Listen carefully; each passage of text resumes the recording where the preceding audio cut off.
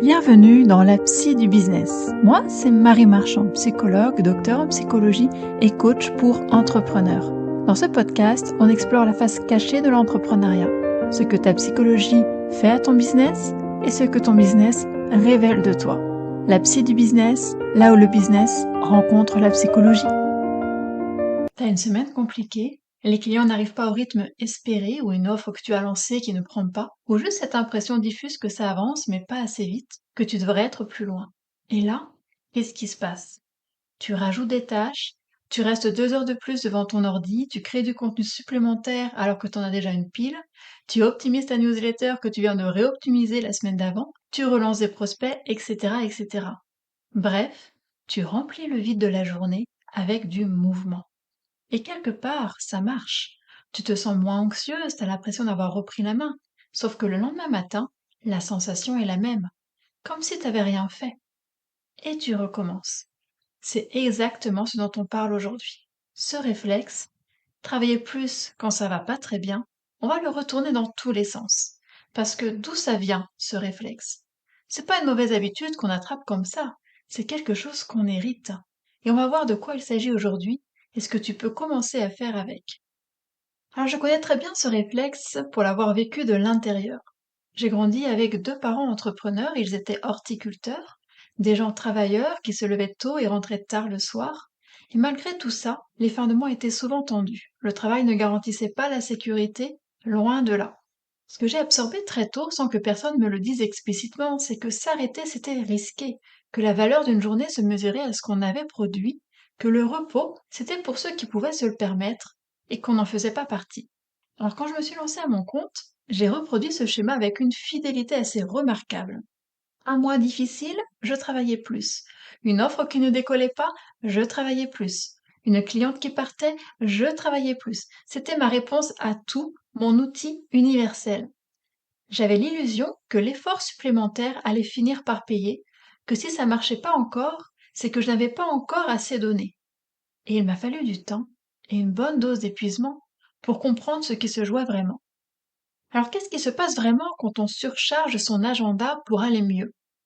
Je vais te donner 3 couches, 3 niveaux de lecture, parce que ce mécanisme est bien plus complexe qu'il n'y paraît, et comprendre où il commence, ça change tout à la façon dont on peut le désamorcer. Première couche, la réponse du système nerveux. Quand on est en insécurité, alors que ce soit financière, professionnelle, identitaire ou autre, le cerveau cherche quelque chose de concret sur lequel avoir du contrôle. Et agir, ça répond exactement à ce besoin-là. Ça donne une sensation de maîtrise, ça calme l'anxiété, temporairement. C'est un peu comme quelqu'un qui range frénétiquement son appartement quand il est stressé.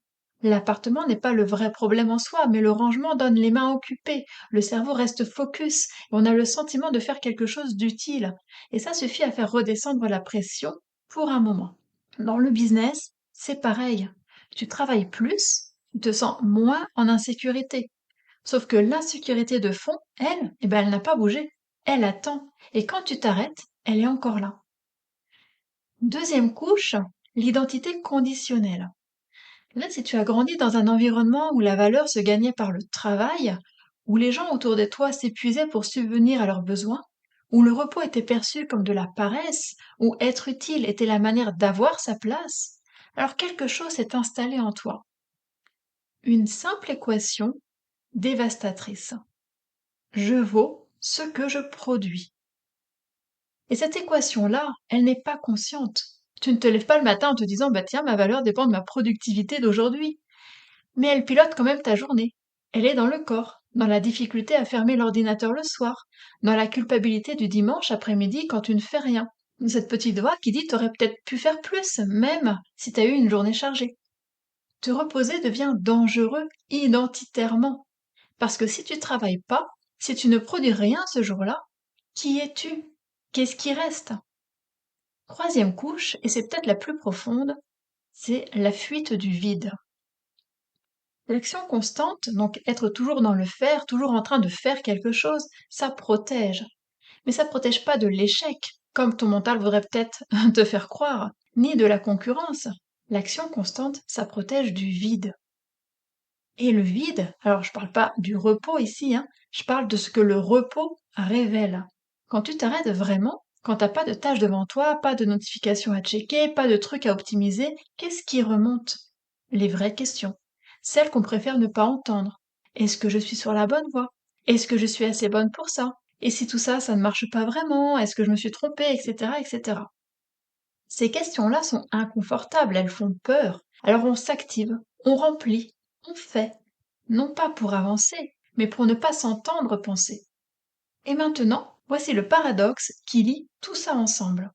Plus tu travailles pour te sentir en sécurité, plus tu t'épuises.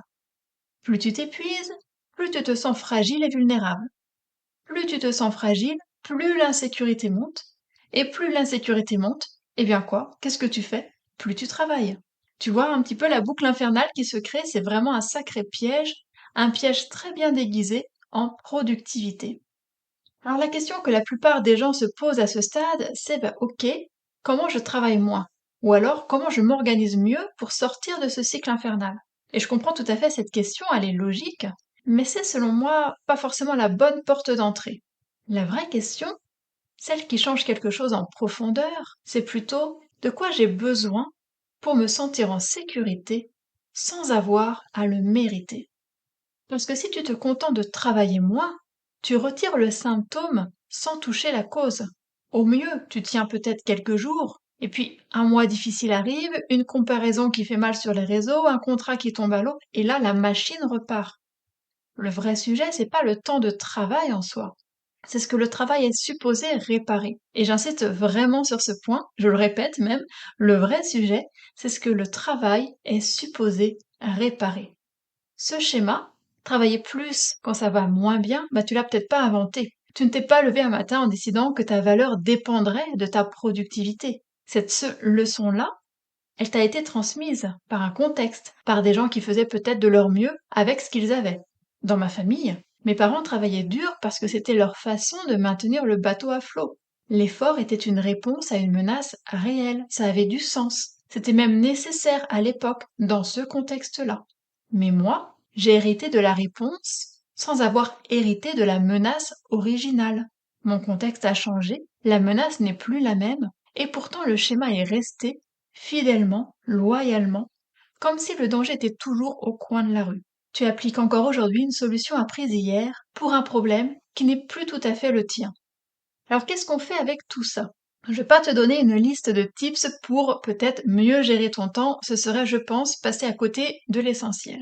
Ce que je te propose, c'est quelque chose peut-être de plus petit en apparence et souvent bien plus puissant dans les faits. Commencer à observer la différence entre deux types d'actions.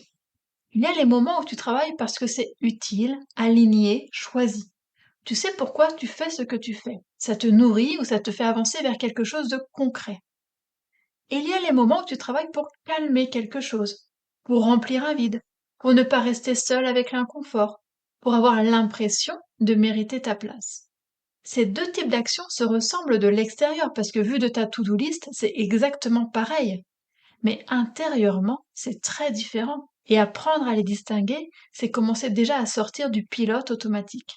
Ça demande de l'entraînement et de la patience envers soi-même, parce que le schéma est ancien, on l'a compris, et ça ne se désamorce pas comme ça en quelques jours. Mais déjà, observer, c'est déjà pas mal, c'est déjà beaucoup. Observer sans se juger, c'est déjà le début de quelque chose. Alors la question de cet épisode, cette semaine, si par exemple tu devais travailler 2 heures de moins demain, qu'est-ce que tu ressentirais vraiment? Et je précise ce que tu ressentirais, pas ce que tu ferais à la place, pas comment tu vas réorganiser ta journée. Je te demande de réfléchir à ce qui se passerait vraiment en toi. Est-ce que ce serait du soulagement, de la culpabilité, cette petite voix qui dit t'aurais peut-être pu faire plus, alors que t'as déjà bien travaillé? Ou quelque chose de plus diffus, une forme d'anxiété, un inconfort que tu auras peut-être du mal à expliquer? Parce que la réponse, quelle qu'elle soit, elle te dit quelque chose d'important sur ce que le travail compense chez toi, sur ce que tu cherches vraiment quand tu t'actives. Et je te demande pas de changer quoi que ce soit cette semaine, juste d'observer, d'être curieuse plutôt que critique envers toi-même. Parce que comprendre d'abord, c'est toujours ce qui précède le vrai changement. Et le travail qu'on fait ici, épisode après épisode, c'est exactement ça. On ne colle pas des solutions sur des symptômes, on remonte, on comprend, et de là, les choses peuvent bouger petit à petit autrement. C'est toujours par là que ça commence. Si tu veux aller plus loin, abonne-toi et laisse un avis. Tu peux aussi me retrouver sur Instagram pour continuer la conversation. La psy du business, là où le business rencontre la psychologie. À très vite.